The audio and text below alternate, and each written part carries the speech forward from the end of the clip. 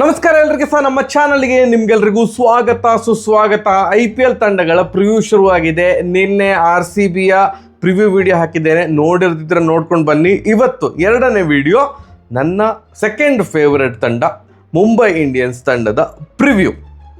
ನೋಡಿ, open statement, ನಾನು usually prediction ಅದೆಲ್ಲ ಮಾಡೋದಿಲ್ಲ, ಬಟ್ ಸ್ಟಿಲ್ ಮುಂಬೈ ಇಂಡಿಯನ್ಸ್ ತಂಡ ಈ ವರ್ಷದ ಅವ್ರದ್ದು ಏನು ಪ್ಲೇಯಿಂಗ್ 11 ಅಥವಾ ಪ್ಲೇಯಿಂಗ್ 12 ಇದೆಯಲ್ಲ, ಅದನ್ನು ಇಟ್ಕೊಂಡು ಅವರು ಪ್ಲೇ ಆಫಿಗೆ ಸಿಲೆಕ್ಟ್ ಆಗದಿದ್ದರೆ ಈ IPL ಇದು ಬಿಗ್ಗೆಸ್ಟ್ ಅಪ್ಸೆಟ್ ಅಂತ ನನಗೆ ಅನ್ನಿಸ್ತಾ ಇದೆ. ಬೇರೆ ಟೀಮನ್ನು ನಾನು ಏನು ಅಳ್ಳಗಳಿತಾ ಇಲ್ಲ ಅಥವಾ ಅವ್ರನ್ನ ಒಂಥರ ಬೇರೆ ಟೀಮೆಲ್ಲ ವೇಸ್ಟ್, ಇವರೇ ಸ್ಟ್ರಾಂಗ್ ಹಾಗೆ ಹೇಳ್ತಾ ಇಲ್ಲ, ಬಟ್ ಸ್ಟಿಲ್ ಈ ಪ್ಲೇಯಿಂಗ್ 12 ಇಟ್ಕೊಂಡು ಇವರು ಪ್ಲೇ ಆಫಿಗೆ ಬರಲೇಬೇಕು. ಯಾಕಂತಂದರೆ ಆ ಥರ ಇದೆ ಮುಂಬೈ ಇಂಡಿಯನ್ಸ್. ಇದು ಯಾವುದೇ ಫೇವರಿಸಮ್ ಇಲ್ಲದೆ, ನಂದು ಸೆಕೆಂಡ್ ಫೇವ್ರೆಟ್ ಟೀಮ್ ಆದರೂ ಕೂಡ ಯಾವುದೇ ಫೇವರಿಸಮ್ ಇಲ್ಲದೆ ಮಾತಾಡ್ತಿದ್ದೇನೆ, ಇವರು ಈ ಪ್ಲೇಯಿಂಗ್ 12 ಇಟ್ಕೊಂಡು ಪ್ಲೇ ಆಫಿಗೆ ತೇರ್ಗಡೆ ಆಗಲೇಬೇಕು. ಯಾಕಂದರೆ ಆ ಥರ ಇದೆ. ಡೈರೆಕ್ಟ್ ಪ್ಲೇಯಿಂಗ್ 11 ಹಾಕಿಬಿಡ್ತೇನೆ ನೋಡಿ, ಪಟ್ ಅಂತ ಬಂತು. ಆ್ಯಂಡ್ ಬೈ ದ ವೇ, ನಿನ್ನೆ ಯಾರೋ ಹೇಳಿದರು ಇನ್ನೊಂಚೂರು ಆ ಗ್ರಾಫಿಕ್ಸ್ ಸ್ವಲ್ಪ ಚಂದ ಇರಬೇಕಂದ್ರೆ, ಅದಕ್ಕೆ ಏನೋ ಬ್ಯಾಕ್ಗ್ರೌಂಡೆಲ್ಲ ಚೇಂಜ್ ಮಾಡಿ ಏನೋ ಮಾಡಿದ್ದೇನೆ. I hope you like it. So ನಾನು ಕಮೆಂಟ್ಸ್ ಎಲ್ಲ ನೋಡ್ತಾ ಇರ್ತೇನೆ, ನೋಡೋದಿಲ್ಲ ಅಂತಲ್ಲ.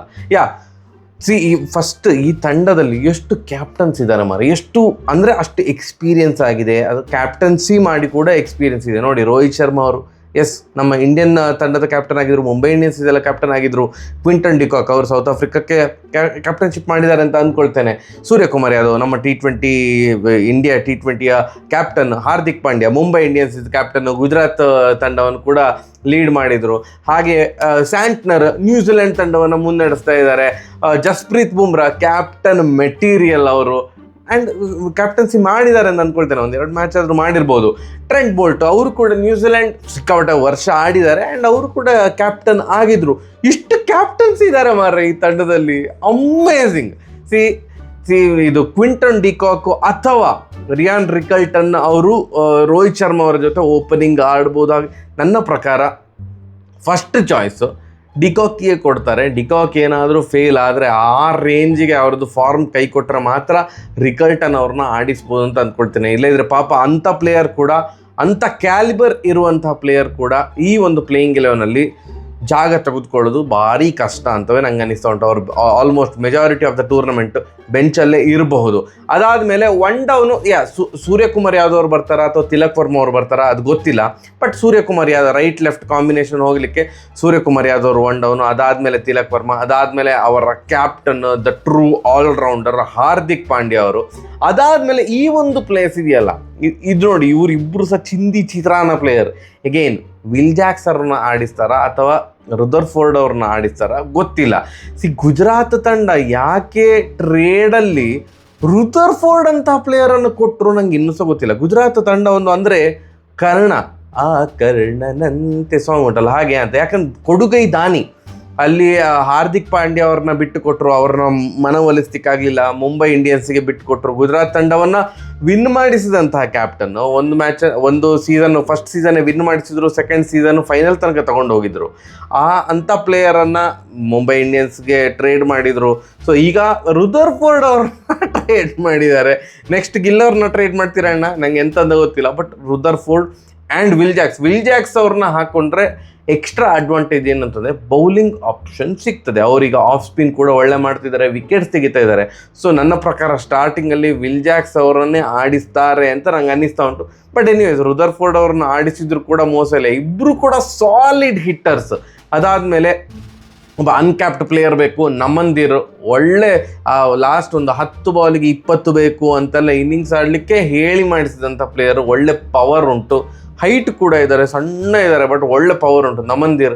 ಅದಾದ ಮೇಲೆ ಇನ್ನೊಬ್ಬ ಆಲ್ರೌಂಡರು ಸ್ಯಾಂಟ್ನರ್ ಅವರ ಸ್ಟ್ರೈಕ್ ರೇಟ್ ಇತ್ತೀಚಿನ ವರ್ಷಗಳಲ್ಲಿ, ಎಸ್ಪೆಷಲಿ ನ್ಯೂಜಿಲೆಂಡ್ ತಂಡವನ್ನು ಮುನ್ನಡೆಸ್ಲಿಕ್ಕೆ ಸ್ಟಾರ್ಟ್ ಮಾಡಿದ ಮೇಲೆ T20ಯಲ್ಲಿ ಭಯಂಕರ ಇಂಪ್ರೂವ್ ಆಗಿದೆ ಅವರ ಸ್ಟ್ರೈಕ್ ರೇಟ್, ಅವರ ಬ್ಯಾಟಿಂಗ್ ಸ್ಟ್ರೈಕ್ ರೇಟ್. ಬೌಲಿಂಗ್ ಅಂತೂ ಬಿಟ್ಟು ಸೂಪರ್ ಆಗಿ ಹಾಕ್ತಾರೆ. ಸೊ ಸ್ಯಾಂಟ್ನರ್, ಯಮ್ಮ ದೇವ, ಇದು ಎಂಥ ಬ್ಯಾಟಿಂಗ್ ಡೆಪ್ತು, ಅಯ್ಯೋ. ಆ್ಯಂಡ್ ನೀವು ಅಬ್ಸರ್ವ್ ಮಾಡಿದಿರಿ ನಂಗೆ ಗೊತ್ತಿಲ್ಲ, ನೋಡಿ, Rohit Sharma right hand, Quinton de Kock left, again right left ಅಂದರೆ ರುದರ್ಫೋರ್ಡ್ ಅವ್ರನ್ನ ಹಾಕ್ಕೊಂಡ್ರೆ Hardik Pandya right, Rutherford left ಆಯಿತು. ನಮ್ಮಂದಿರ್ ರೈಟ್ ಹ್ಯಾಂಡ್, ಸ್ಯಾಂಟ್ನರ್ ಅವರು ಲೆಫ್ಟ್ ಹ್ಯಾಂಡ್. ದೇವ ಈ ರೇಂಜಿಗೆ ರೈಟ್ ಲೆಫ್ಟ್ ಕಾಂಬಿನೇಷನ್ ಅಂದರೆ 4 ಜನ ರೈಟ್ ಹ್ಯಾಂಡರ್ಸ್ ಇದ್ದಾರೆ, 4 ಜನ ಲೆಫ್ಟ್ ಹ್ಯಾಂಡರ್ಸ್ ಇದ್ದಾರೆ. ಚಿಂದಿ ಅಂದರೆ ಇವರು ಹಾಗೆ ಅಂದುಕೊಂಡು ಆಕ್ಷನ್ಗೆ ಬಂದಿದ್ರೆ ಎಲ್ಲೋ ಗೊತ್ತಿಲ್ಲ, ಬಟ್ ಪ್ಲೇಯಿಂಗ್ 11 ನೋಡಿದಾಗ ಓಹೋ ಸಾಲ್ಟೆಡ್ ಅಂತ ಅನಿಸ್ತಾ ಉಂಟು. ಅದಾದಮೇಲೆ ಶಾರ್ದೂಲ್ ಠಾಕೂರ್ ಅವರನ್ನು ಹಾಕೊಳ್ಬೋದು, ದೀಪಕ್ ಚಹರ್ ಅವ್ರನ್ನ ಹಾಕೊಳ್ಬೋದು. ಇಬ್ಬರಲ್ಲಿ ಒಬ್ಬರಿಗೆ ಅವಕಾಶ ಸಿಗ್ತದೆ. ದೀಪಕ್ ಚಹರ್ ಅವರು 2025ರಿಂದ ಯಾವುದೇ ಮ್ಯಾಚ್ ಆಡಲಿಲ್ವ ಅಂತ ಅವ್ರದ್ದು ನಂಗೆ ಫಸ್ಟ್ ಕ್ಲಾಸ್ ಕ್ರಿಕೆಟಿಸ್ಟ್ ನೆನಪಿಲ್ಲ. ಸೊ ಆ ಒಂದು ದೃಷ್ಟಿಕೋನದಿಂದ ನೋಡಿದಾಗ ಶಾರ್ದೂಲ್ ಠಾಕೂರ್ ಅವರಿಗೆ ಅವಕಾಶ ಜಾಸ್ತಿ ಸಿಗುವ ಹಾಗೆ ಕಾಣ್ತಾ ಇದೆ ಪ್ಲೇಯಿಂಗ್ 11ಅಲ್ಲಿ. ಅದಾದಮೇಲೆ ಇಬ್ಬರು ಲೆಜೆಂಡರಿ ಬೌಲರ್ಸ್ ಜಸ್ಪ್ರೀತ್ ಬುಮ್ರಾ ಹಾಗೂ ಟ್ರೆಂಟ್ ಬೋಲ್ಟ್. ಅವರು ಇಂಟರ್ನ್ಯಾಷನಲ್ ಕ್ರಿಕೆಟಿಂದ ರಿಟೈರ್ಮೆಂಟ್ ತೊಗೊಂಡಿದ್ದಾರೆ. ಬಟ್ T20 ಎಲ್ಲ ಬಂದಾಗ ಆಬ್ವಿಯಸ್ಲಿ ಪವರ್ ಪ್ಲೇಯಲ್ಲಿ ಎಲ್ಲ ಬಾಲ್ ಹಾಕಲಿಕ್ಕೆ ಸೂಪರ್ ಯೋಗ್ಯವಾಗಿರುವಂತಹ ಬೌಲರ್. ನೋಡಿ, ಅವ್ರ ಇಂಪ್ಯಾಕ್ಟ್ ಪ್ಲೇಯರ್. ಸ್ಪಿನ್ ಪಿಚ್ಚಲ್ಲಿ ಆಡ್ತಾ ಇದ್ದಾರೆ ಅಂತಂದರೆ ಮಯಾಂಕ್ ಮಾರ್ಕಂಡೆ ಅವ್ರನ್ನ ಹಾಕ್ಕೊಳ್ತಾರೆ. ಇಲ್ಲ ಫಾಸ್ಟ್ ಪಿಚ್ಚಲ್ಲೇ ಅವರು ಆಡ್ತಾ ಇದ್ದಾರೆ ಅಂತಂದರೆ ಇಂಪ್ಯಾಕ್ಟ್ ಪ್ಲೇಯರ್ ಆಗಿ ಅಶ್ವನಿ ಕುಮಾರ್ ಅವ್ರನ್ನ ಆಡಿಸ್ಬೋದು. ಬಟ್ ಮಯಾಂಕ್ ಮಾರ್ಕಂಡೆ ಆಡುವಂಥ ಸಾಧ್ಯತೆ ಜಾಸ್ತಿ. ಯಾಕಂತಂದರೆ fast bowlers already Boult, Bumrah, Shardul Thakur, Pandya ಇವರು ಇರುವಾಗ ಮಯಾಂಕ್ ಮಾರ್ಕಂಡೆ ಅವ್ರನ್ನ ಇಂಪ್ಯಾಕ್ಟ್ ಪ್ಲೇಯರ್ ಆಗಿ ಹಾಕ್ಕೊಳ್ಬಹುದು ಅಂತ ಅನ್ನಿಸ್ತಾ ಉಂಟು. ಬೆಂಚ್ ಸ್ಟ್ರೆಂತ್ ಹೇಗುಂಟು? ಬೆಂಚ್ ಸ್ಟ್ರೆಂತ್ ಕೂಡ ಸೂಪರ್ ಆಗೇ ಇದೆ. ನೋಡಿ, ಅಲ್ಲೇ ಹೇಳಿದೆ ಶಾರ್ದೂಲ್ ಠಾಕೂರ್ ಅಥವಾ ದೀಪಕ್ ಚಹರ್, ಅದು ಇಬ್ಬರಲ್ಲಿ ಒಬ್ಬರು. ವಿಲ್ ಜಾಕ್ಸ್ ಅಥವಾ ರುದರ್ಫೋರ್ಡ್ ಇಬ್ಬರಲ್ಲಿ ಒಬ್ಬರು. ಹಾಗೆ ಡಿಕಾಕ್ ಇದು ಫಾರ್ಮ್ ಯದ್ವಾ ಕೈ ಕೊಟ್ಟರೆ ರಿಕಲ್ಟನ್ ಅವರಿದ್ದಾರೆ, ಅವರು ಕೂಡ ವಿಕೆಟ್ ಕೀಪರು, ಅವರು ಕೂಡ ಲೆಫ್ಟ್ ಹ್ಯಾಂಡ್ ಬ್ಯಾಟ್ಸ್ಮನ್ನೇ. ಹಾಗೆ ಎಲ್ಲಿಯಾದರೂ ಬೋಲ್ಟ್ ಕಂಪ್ಲೀಟಾಗಿ ಔಟ್ ಆಫ್ ಫಾರ್ಮ್ ಹೋದ್ರು, ಅವ್ರದ್ದು ಇಂಜುರಿ ಕನ್ಸರ್ನ್ ಇತ್ತು, ಹಾಗೆ ಅಂತ ಅಂದ್ಕೊಂಡ್ರೆ ಕಾರ್ಬಿನ್ ಬಾಷ್ ಒಳ್ಳೆ ಬೌಲರು ಆ್ಯಂಡ್ ಹ್ಯಾಂಡಿ ಬ್ಯಾಟ್ಸ್ಮನ್ ಕೂಡ. ಅಂಥ ಒಂದು ಅವಕಾಶ ಉಂಟು, ಅವರನ್ನು ಆಡಿಸುವಂಥ ಅವಕಾಶ. ಇಲ್ಲ ಇದ್ರೆ ನಿಮಗೆ ವಿಕೆಟ್ ಕೀಪರ್ ಬೇಕು ಅಂತಂದರೆ ಅಂದರೆ ಡಿಕಾಕನ್ನು ಆಡಿಸೋದಿಲ್ಲ ನಾವು, ಯಾರು ರಿಕಲ್ಟನ್ ಅವ್ರನ್ನೂ ಆಡಿಸೋದಿಲ್ಲ, ಈ ವಿಲ್ ಜಾಕ್ಸ್ ಮತ್ತು ರುದರ್ಫೋರ್ಡ್ ಇಬ್ಬರನ್ನೂ ಆಡಿಸ್ತೇವೆ ಅನ್ನುವಂತಹ ಒಂದು ಏನಾದರೂ ನಿರ್ಣಯಕ್ಕೆ ಬಂದರೆ ಆಗ ರಾಬಿನ್ ಮಿನ್ಸ್ ಅವ್ರನ್ನ, ಅವರು ವಿಕೆಟ್ ಕೀಪರ್, ಅವ್ರನ್ನ ಓಪನರ್ ಆಗಿ ಆಡಿಸ್ಬೋದು ರೋಹಿತ್ ಶರ್ಮಾ ಜೊತೆ. ಬಟ್ ಅದು ಹೈಲಿ ಅನ್ಲೈಕ್ಲಿ. ಇಬ್ಬರಲ್ಲಿ ಒಬ್ಬರು ಡಿಕಾಕ್ ಅಥವಾ ರಿಕಲ್ಟನ್ ಇಬ್ಬರಲ್ಲಿ ಒಬ್ಬರು ಆಡಿಯೇ ಆಡ್ತಾರೆ ಮುಂಬೈ ಇಂಡಿಯನ್ಸ್ ಪ್ಲೇಯಿಂಗ್ 11ಅಲ್ಲಿ ಅಂತ ನನಗೆ ಅನ್ನಿಸ್ತಾ ಉಂಟು. ಈ ಟೀಮ್ ನೋಡಿದ ಮೇಲೆ ನಿಮ್ಮ ಎಲ್ಲ ಪಕ್ಷಾತೀತ ಅಂತ ಹೇಳ್ತಾರೆ, ಅದೆಲ್ಲ ನಿಮ್ಮ ಫೇವರಿಸಮ್ಮು ಎಲ್ಲ ಬಿಟ್ಟು ಹೇಳಿ ನೋಡುವ, ಈ ಟೀಮು ಖಂಡಿತವಾಗಿ ಕೂಡ ಪ್ಲೇ ಆಫಿಗೆ ಬರುವ ಥರ ಇಲ್ವಾ? ನೀವು ಇಲ್ಲ ಅಂತ ಹೇಳಿದರೆ ನೀವು ಸುಳ್ಳು ಹೇಳ್ತಿದ್ದೀರಿ ಅಂತ ಅರ್ಥ ಮಾರ. ಓ ವಾಟ್ ಅ ಟೀಮ್!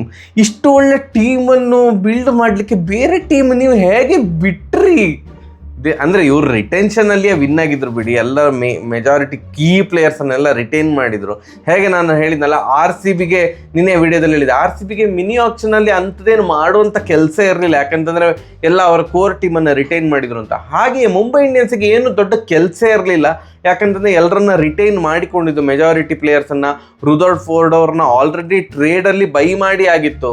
ಸೊ ಅದರಿಂದ ಆಕ್ಷನಲ್ಲಿ ಅಂಥದ್ದೇನು ದೊಡ್ಡ ಕೆಲಸ ಇರಲಿಲ್ಲ. ಡಿಕಾಕ್ ಅವ್ರನ್ನ ಐ ಥಿಂಕ್ 1 ಕೋಟಿ ಕೊಟ್ಟು ಬೈ ಮಾಡಿದರು. ಅದೊಂದು ಬಿಟ್ಟರೆ ಮಿಕ್ಕಿದಂಥ ಆಲ್ಮೋಸ್ಟ್ ಎಲ್ಲ ಪ್ಲೇಯರ್ಸನ್ನು ಅವರು ರಿಟೈನ್ ಮಾಡಿದರು. So congratulations.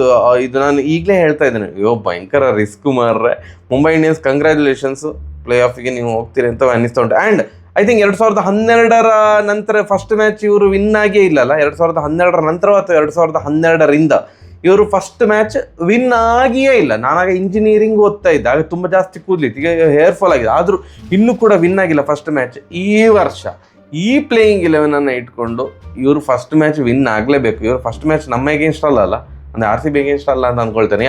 ಫಸ್ಟ್ ಮ್ಯಾಚ್ ಇವರು ವಿನ್ ಆಗಬೇಕು ಮಾರೆ ಈ ಪ್ಲೇಯಿಂಗ್ 11 ಇಟ್ಕೊಂಡು. ನಿಮ್ಗೇನು ಅನ್ನಿಸಿತ್ತು ಮುಂಬೈ ಇಂಡಿಯನ್ಸ್ ಇದು playing 11 are playing 12 even bench strength ಏನು ಅನ್ನಿಸುತ್ತೆ ಅಂತ ಕಮೆಂಟ್ ಸೆಕ್ಷನಲ್ಲಿ ತಿಳಿಸಿ. ನನಗೆ ಪರ್ಸ್ನಲಿ ವಾವ್ ಅಂತ ಅನಿಸಿತು. ಸರಿಯಾಗಿದ್ರೆ ಬರುವ ನಾಳೆ CSK ವಿಡಿಯೋದಲ್ಲಿ ಸಿಗುವ. ನಮಸ್ಕಾರ.